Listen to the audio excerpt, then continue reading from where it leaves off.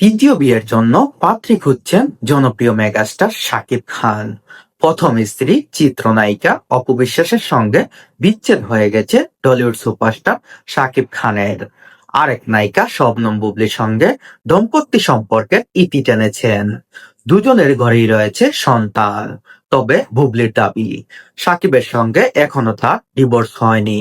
এখনো মাঝে মধ্যেই বিভিন্ন মিডিয়ায় সাকিবের সঙ্গে তাদের ব্যক্তিগত সম্পর্ক নিয়ে কথা বলেন দুই নায়িকা। এরই মধ্যে শাকিব খান তৃতীয় বিয়ের জন্য পাত্রী খুঁজছেন বলে একটি গণমাধ্যমে খবর প্রকাশ হয়েছে। সাকিবের পরিবার বিশ্বস্ত এক ঘনিষ্ঠ সূত্রে খবর বলা হয়, সাকিবের পরিবার তাকে দ্রুতই বিয়ে দিতে চান। তার জন্য মেয়ে দেখা শুরু করেছেন। কিন্তু তৃতীয় বিয়ের কারণ প্রসঙ্গে বলা হয়েছে, সাকিবকে নিয়ে নানা সময় অপবিশ্বাস বুবলি নানা ধরনের আলোচনা সমালোচনা আর শুনতে চান না সাকিবের পরিবার। বিচ্ছেদ হওয়ার পরও দুজনের এসব চর্চা কথাবার্তা সামাজিক যোগাযোগ মাধ্যমে আত্মীয় স্বজনের কাছে হেয় হতে হয়।